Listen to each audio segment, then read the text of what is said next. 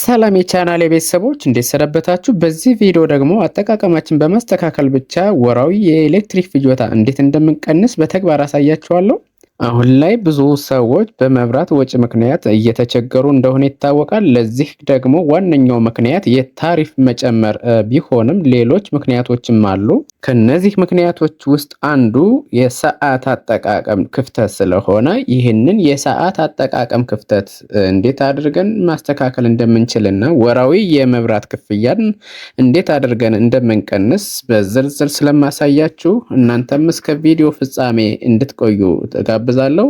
ከዛ በፊት ለማታውቁ ላቀ ነኝ። የቻናሌ አባል ካልሆናችሁ ሰብስክራይብ እንድታደርጉ በትህትና ጠይቃለሁ። ይህ ቪዲዮ ለብዙ ሰዎች እንዲደርስ ላይክ፣ ሼር፣ ኮሜንት ማድረግ እንዳትረሱ። ስለምታደርጉት ሁሉ አስቀድሜ ያመሰግናለሁ። የኤሌክትሪክ ምጣድ አጠቃቀማችን በማስተካከል ኃይል መቆጠብ እንችላለን። ነገር ግን እንዴት፣ መቼ የሚል ስለሆነ ዋናው ነገር እስኪ አንድ ጥያቄ ልጠይቃችሁ። ምጣድ የምንጠቀምበት ጊዜ ስንት ሰዓት መሆን አለበት? ጠዋት መሆን አለበት? እኩለ ቀን መሆን አለበት? ሌሊት መሆን አለበት? በንጽጽር ለማሳየት ይረዳኝ ዘንድ ይህንን መግቢያ ላሳያችሁ ፈልጋለሁ። በመጀመሪያ ማንኛውም የኤሌክትሪክ እቃ ምጣድን ጨምሮ የራሱ ዋት አለው ወይም ሬቲንግ አለው። ኤሌክትሪክ በሚያገኝ ሰዓት ያንን ምጣድ ወይም ያንን እቃ በትክክለኛው እንዲሰራ የሚያደርገው ራሱን የቻለ ሬት ወይም መጠን አለው። እሱም በዋት ነው የሚገለጸው። እኔ ስለ ምጣድ ስለሆነ የማወራችሁ የእኛ ሀገር ምጣድ በአማካኝ ከ1.8 ኪሎዋት እስከ 3.5 ኪሎዋት ይደርሳል። በአብዛኛው ማለት ነው። ከ1.8 በታች ሊወርድ ይችላል። አልፎ አልፎ ደግሞ እስከ 4000 ሊደርስ ይችላል እና አማካኝ የአብዛኛው ቤት ያለው ይሄ ሎካል የምንለው ምጣድ በዚህ መደብ ውስጥ ነው የሚገኘው። ይህንንም ትንሽ ምጣድ፣ መካከለኛ ምጣድ እና ትልቅ ምጣድ ብለን መክፈል የምንችላቸው ይሆናል። እንግዲህ ቤት ላይ በብዛት የምንጠቀመው ምጣድ ከ2.3 ኪሎዋት እስከ 3 ኪሎዋት ይደርሳል ተብሎ ነው የሚገመተው። በፕራክቲካልም ስናየው እንደዛ ሆኖ ነው የምናገኘው። ከስንት አንድ ከዚህ የተለየ ሊኖር ይችላል። እንደሚታወቀው እንጀራ በቀን በቀን አይጋገርም። እንግዲህ እንደየሰው አጠቃቀምና እንደ ሁኔታው በ2 ቀንም በ3 ቀንም በ4 ቀንም ሊጋገር ይችላል። ስለዚህ በሳምንት ውስጥ ዝቅተኛ 4 ሰዓት ሊሰራ ይችላል ወይም ሊለኮስ ይችላል። በወር ውስጥ ዝቅተኛ 16 ሰዓት ሊለኮስ ይችላል። በሳምንት 8 ሰዓት በአማካይ ሊለኮስ ይችላል። በወር ደግሞ 32 ሰዓት ሊለኮስ ይችላል ማለት ነው። ይህ እንግዲህ ዝቅተኛና ከፍተኛ ያልነው እንደየቤተሰቡና እንደየሰው የአመጋገብ ስርዓት የሚለያይ ስለሆነ ስታንዳርዱን ለማወቅ የሚያስቸግር ነው ማለት ነው። በመብራት ኃይል ሕግ ግን አንድ ምጣድ የሚጠቀም ሰው በወር 7 ጊዜ ይጠቀማል ወይም ይለኩሳል። አንድ ጊዜ ሲለኩስ ደግሞ 2 ሰዓት ይቆያል ብሎ ነው የሚያሰለው። በአብዛኛው ያለውን ነገር ነው እዚህ ጋር ለመግለጽ የሚሞክረው። ከፍተኛው ደግሞ 32 ሰዓት ከዛም በላይ እስከ 36 እስከ 40 ሊደርስ ይችላል። አብዛኛው ምጣድ የሚገኝበትን ለማስቀመጥ የሞከርኩት ነው፣ ወይም አብዛኛው ምጣድ የሚለኮስበትን የሰዓት መጠን ነው እየነገርኳችሁ ያለሁት። ይሄ የሚጠቅመን እንግዲህ ልዩነቱን ካልኩሌት አድርጌ ላሳያችሁ ስለፈለኩ ነው። አሁን አንድ ባለ 3 ኪሎ ዋት ምጣድ እንውሰድና በወር ውስጥ የሚጠቀመው 25 ሰዓት ነው ብለን እናስብ። በወር የተጠቀመው ፍጆታ 3 ኪሎ ዋት ሲባዛ በ25፣ ምክንያቱም ምጣዱ 3 ኪሎ ዋት ስለሆነ በ25 ሰዓት ይባዛና በወር ለምጣድ ብቻ የተጠቀመው የኤሌክትሪክ ፍጆታ 75 ኪሎ ዋት ሀወር ይሆናል ማለት ነው።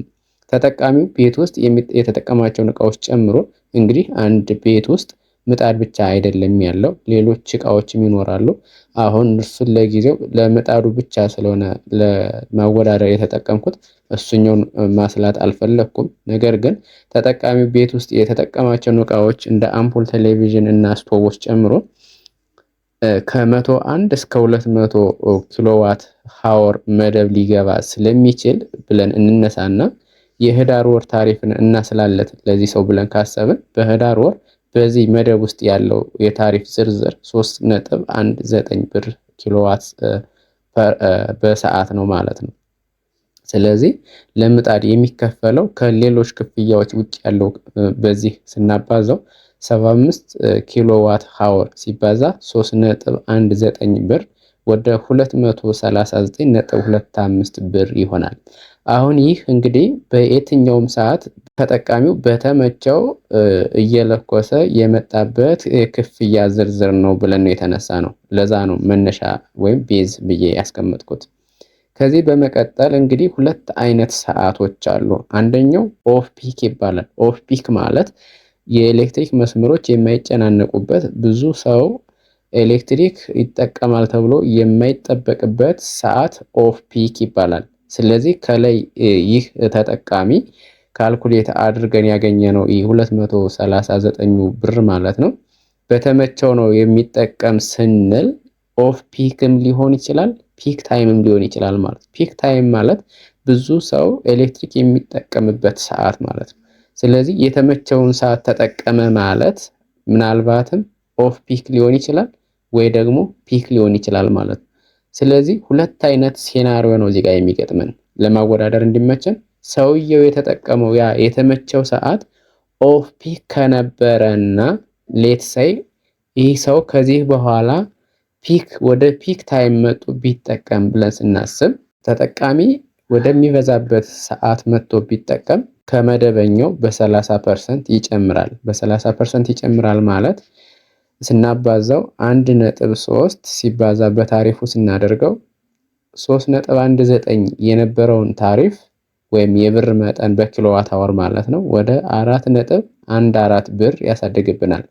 በእርግጥ ብሩ እንደዚህ ሆኖ አይባዛም፣ ኢንዳይሬክትሊ ስላባዛውት ነው እንጂ መሆን የነበረበት 1.3 ሲባዛ ተብሎ ያኛው ታይም ነው መሆን የነበረው።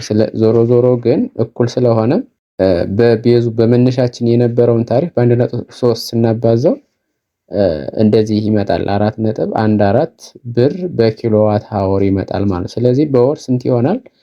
ከ239 ብር ወደ 310.5 ብር ያድጋል ማለት ነው። ይህ እንግዲህ ሰውየው ተመችቶት ከዚህ በፊት ሲጠቀምበት የነበረው ኦፍ ፒክ ከነበረ ወይም ደግሞ ጫና በማይበዛበት ከነበረና አሁን ላይ ወደ ፒክ ታይም ገብቷል ብለን ከተነሳ ነው። ስለዚህ በባለፈው ላይ ከነበረው 70.75 ብር ጨምሮ ወደ 310 ብር ይደርስበታል ማለት ነው። አሁን የሁለተኛው ሴናሪዮን ስንመለከት ሰውየው የተመቸው ሰዓት ጫና በሚበዛበት ሰዓት ከነበረና አሁን ላይ ሊሆን ይችላል ኦፍ ፒክ ታይም ላይ ገብቶ ቢጠቀምስ ስንል ይህ ደግሞ ኦፍ ፒክ ታይም ላይ ገብቶ የሚጠቀም ከሆነ ከመደበኛው ወይም በሚመቸው ሰዓት ከሚጠቀመው ከ130% ይቀንስለታል እንደማለት ነው በሌላ አባባል። ስለዚህ ይህንን ታሪፍ ስናባዛው ከ3.19 ወደ 2.33 ብር በኪሎ ዋት አወር ይቀንስለታል ማለት ነው። ስለዚህ በአጠቃላይ በወሩ በአገኘነው ኪሎ ዋት አወር በ75 ስናባዛው ወደ 167 ብር ይመጣል ማለት ነው። ልዩነቱን ስንመለከት ወደ 71 ብር አካባቢ ይቀንስለታል ማለት ነው። ይህ የሚቀነስ ነው። እንግዲህ በወር ይህ ሰው በአማካኝ ወደ 71 ብር መቆጠብ ቻለ ማለት ነው። ነገር ግን ከኦፍ ፒክ ወደ ፒክ ቢሄድ ኖሮ እዚህ ጋር እንደምንመለከተው ልዩነቱ 70 ብር ልዩነት የሚጨምርበት መደበኛ ከሚከፍለው የሚጨምርበት ይሆናል ማለት ነው። ይሄኛው ግን በትክክለኛው ሰዓት ከትክክል ካልሆነ ሰዓት ወደ ትክክለኛው ሰዓት ከመጣ 71 ብር መቆጠብ ይችላል ማለት ነው። ስለዚህ ሌሎቹን እቃዎች ልክ በእንደዚህ በተቀራራቢ ሰዓት ወይም በእርግጥ ሊያስቸግር ይችላል። ለምሳሌ አምፖልን እንግዲህ ከ2 ሰዓት ከምሽቱ 1 ሰዓት እስከ 3 ሰዓት ከሆነ ከቤት የሚፈልገው ግዴታ ዛጋ መብራት ስላለበት በሚመች ሰዓት እናብረው የሚባል አይደለም። ከቀኑ 6 ሰዓት እናብረው የሚባል አይደለም። በቀን አምፖል አይበራም የተፈጥሮ ብርሃን ስላለ። ይሄኛው ግን የእንጀራ ምጣድ ግን ልክ እንደሌሎቹ የምግብ ዝርዝሮች አርጀንት ካልሆነ በስተቀር ሰዓት ተመቻችቶ ወይም ደግሞ እንደዚህ ሰዓት ተመርጦ የሚሰራ ነገር ስለሆነ ለዛ የሚመች ነው ማለት ነው እንጂ ለምሳሌ ስቶቭን ከሌሊቱ 7 ሰዓት እንጠቀም ብንል የራት ሰዓት አይደለም የምንም ሰዓት አይደለም እና ሊያስቸግር ይችላል። እንጀራ ግን ያን ጋግረነው ለብዙ ቀን 3-4 ቀን ስለሚቆይ ይህ ነገር አጋጣሚውን አመች ሊሆን ይችላል ማለት ነው። ስለዚህ ይህንን ነገር እኔ በአጠቃላይ የምሰጣችሁ ምክር ከጠዋቱ 3 ሰዓት እስከ ቀኑ 12 ሰዓት ድረስ እንጀራ መጋገር ቢቻል ይህ ኦፍ ፒክ ታይም ይባላል።